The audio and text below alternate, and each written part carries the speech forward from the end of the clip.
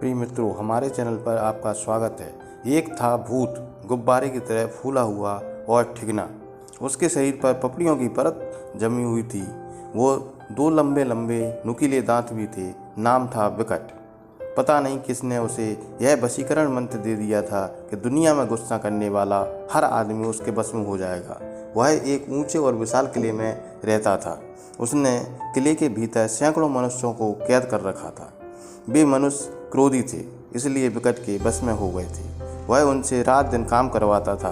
बदले में एक एक रोटी और एक एक कटोरा पानी देता था। बेचारे पछताते थे कि क्रोध न करते तो दुष्ट के चंगुल में ना फंसते, पर अब निकलने का कोई रास्ता दिखाई नहीं देता था। कैदियों में एक धोबी भी था। एक दिन पहरा जरा ढीला हुआ तो वह निकल कर भाग जाता है। विकट ने चारों ओर उसकी खोज की, पर कोई सुराग नहीं मिला। विकट चिंतित हो गए उठा, क्योंकि उसके कपड़े धोने वाला कोई नहीं था।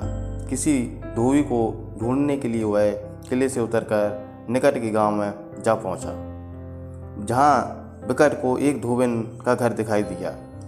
घर के सामने हरी धूप व धूप से धुले वस्त्र फैले हुए थे। बस विकट ने निश्चय किया कि उस धोबिन को पकड़कर वह अपने किले में ले जाएगा, पर ऐसा करने के लिए धोबिन को वश में करना जरूरी था, और धोबिन तभी वश में होती जब उसे क्रोध आता। इसलिए वह अदृश्य होकर सूखते कपड़ों को कीचड़ से पैरों से रौंदने लगता है। उसने सोचा, कपड़ों की हालत देखकर धोबिन को गुस्सा आएगा और वह मेरे वश में आ जाएगी।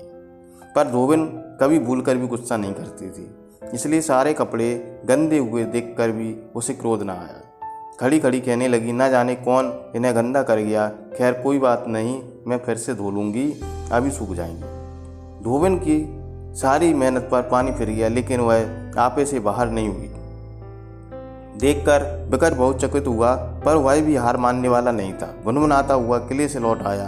क्रोध के कारण उसके शरीर की पपड़ियों की एक परत झड़कर गिर पड़ी। वह जब भी क्रोध करता था, उसके शरीर से एक परत झड़ जाती थी। अगले दिन वह फिर धोबिन की झोपड़ी में निकट गया। उस समय धोबिन गाय का दूध निकाल रही थी। बस विकट ने ऐसा मंत्र फूंका कि दूध फट गया। उसने सोचा, अब तो यह जरूर गुस्सा करेगी और मेरा काम बन जाएगा, और वह हंसने लगा। पर धोबिन बड़े संतोषी स्वभाव की थी, उससे गुस्सा नहीं आया। सोचने लगी, मेरे बच्चों को पनीर अच्छा लगता है, आज इससे इतना पनीर बनाऊंगी कि वे फूले नहीं समाएंगे। जो हुआ अच्छा हुआ। विकट का यह बार भी खाली चला गया। वह आग बबूला हो उठा, तभी उसके शरीर से एक परत और गिर पड़ी। उसने अगले दिन विकट फिर पहुंचा। धोबिन पानी का घड़ा सिर पर रखे हुए कुएं से लौट रही थी। उसने चुपचाप जाकर घड़े में कौवे की बीट डाल दी। पानी को गंदा देखकर तो उसे गुस्सा आएगा ही आएगा, यह सोचकर विकट बहुत खुश होने लगा। पर ऐसा हुआ नहीं। जब धोबिन ने पानी में गंदगी देखी तो कुएं पर जाकर दोबारा पानी भर लाई। इस बार भी विकट असफल हो गया। उसे इतना गुस्सा आया कि शरीर की एक परत और जलकर गिर पड़ी।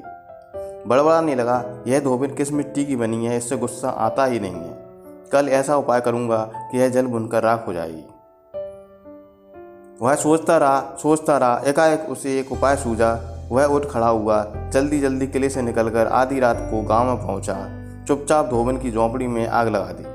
स्वयं एक ओर खड़ा होकर तमाशा देखने लगा। आग लगते ही सारे गांव में शोर मच गया। बेचारी धोबिन बड़ी कठिनाई से अपने बच्चों को बचा पाई। बाहर खड़ी अपनी जलती हुई झोंपड़ी को देखती रही। विकट भी अदृश्य रूप में पास खड़ा रहा। सोच रहा था, अभी यह आपे से बाहर होकर सबको खरी खोटी सुनाने लगी। पर अचरज, धोबिन चुपचाप खड़ी देखती रही। गांव वाले उससे पूछ रहे थे कि किसने आग लगाई। वह शांतिपूर्वक खड़ी रही, फिर बोली, शायद इसमें भी मेरे लिए कोई अच्छी बात होगी।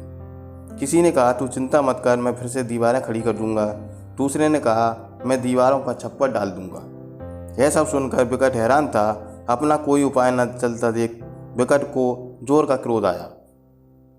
उसके शरीर की बची खुची परतें भी उखड़ गईं।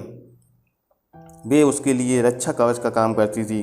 क्रोध के मारे विकट को ध्यान ही नहीं रहा कि वह धधकती आग के कितने निकट पहुंच गया।